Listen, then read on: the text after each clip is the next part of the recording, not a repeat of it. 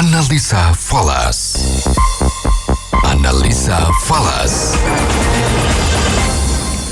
Analisa Falas Pas FM bersama saya Fahmi Andrian dan saya sudah tersambung bersama Alwi Asgaf, Research Analyst GK Invest. Halo, selamat sore Pak Alwi. Ya, selamat sore Mas Fahmi.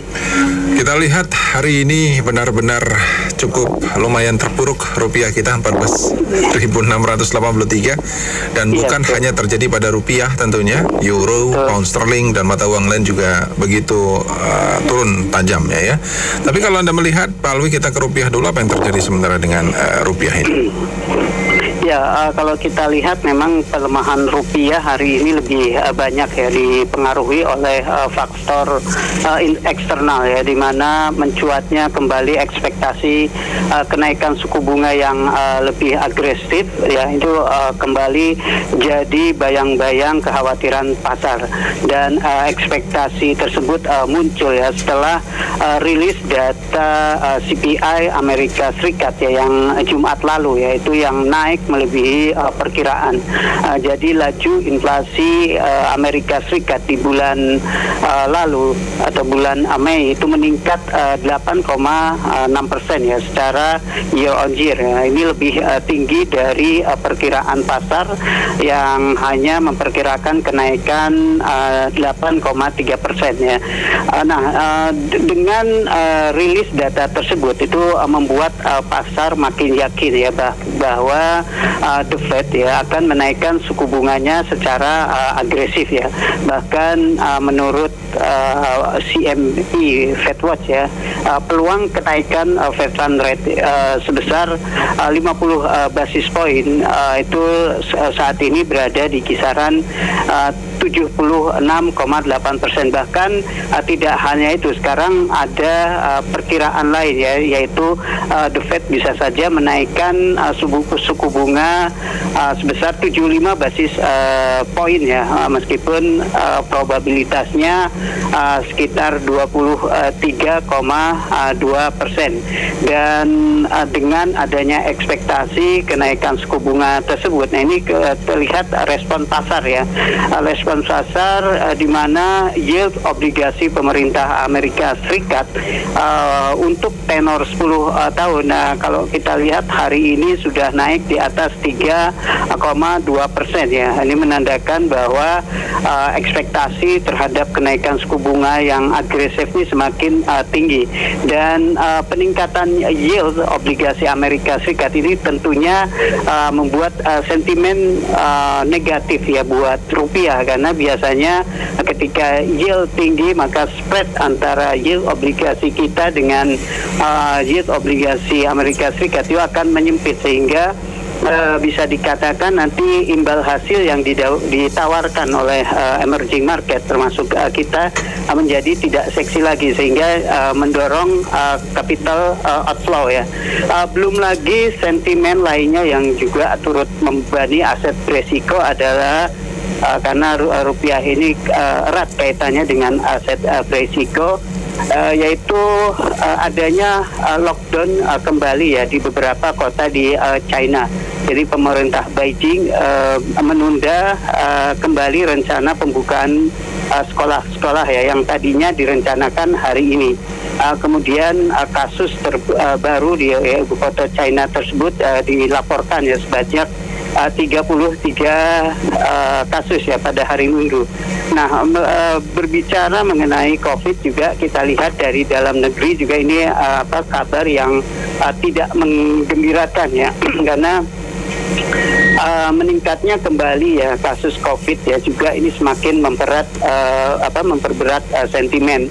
Jadi rata-rata penambahan kasus selama 7 hari di dalam negeri ya, hingga hari Sabtu kemarin itu tercatat 504 kasus ya, dibanding pekan lalu yang sebesar 282 kasus. Artinya ini secara persentase hampir 100% atau 92%.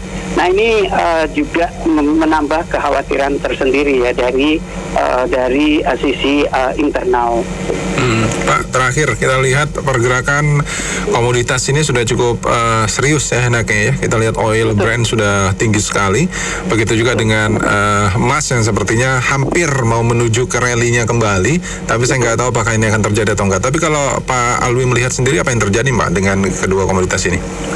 Ya, kalau kita lihat memang untuk dua komoditas yang pertama, kekhawatiran ini dipicu oleh ya selain tadi ya faktor stimulus yang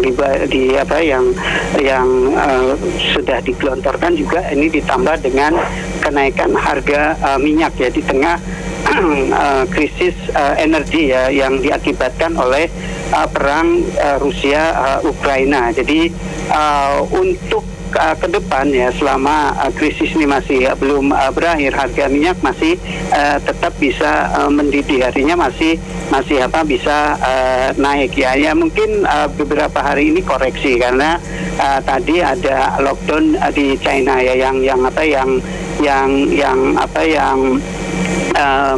menimbulkan kekhawatiran mengenai permintaan di China. Tapi secara keseluruhan pasokan masih tetap ketat. Beberapa sentimen juga kita lihat masih mendukung harga minyak, seperti larangan import ya, larangan import dari negara yang diberlakukan oleh negara-negara Eropa terhadap Rusia. Kemudian juga kalau misalnya lockdown di China ini kembali direlaksasi, artinya permintaan di China juga akan meningkat. Dan yang terakhir mungkin kesepakatan nuklir antara Amerika dan Iran ya, yang sampai saat ini mengalami kebuntuan ya, yang dimana kalau terjadi kesepakatan itu akan ada sekitar 1 juta barrel per hari ya pasokan dari Iran. Tapi ternyata sampai sekarang perundingan masih mengalami kebuntuan, dan ini masih pasokan yang ketat ini masih akan mendukung harga minyak ya. Bahkan beberapa analis sudah mulai memperkirakan harga minyak bisa naik ke 130 hingga 150. Kenaikan harga minyak juga tentunya memicu inflasi ya, yang ini juga mendukung harga komoditas emas ya, yang dinilai sebagai sarana lindung nilai terhadap inflasi.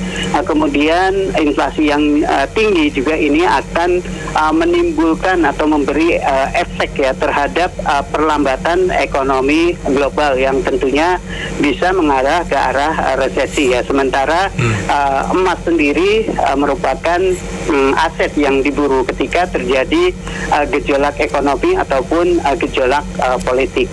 Jadi kedua komoditas baik emas ya ataupun emas hitam atau minyak ini masih berpotensi bullish ya untuk dalam jangka beberapa ya minimal hingga akhir tahun nanti. Oke, baik kalau begitu Pak Alwi, terima kasih banyak atas waktunya. Saya mau bahas banyak tapi waktu juga yang memisahkan kita. Sempit Pak. Selamat sore Pak Alwi, sukses selalu untuk Anda. Selamat sore, terima kasih Mas Fahmi. Analisa Falas bersama Alwi Segaf, Research Analyst King Invest. Saya Fahmi Andrian.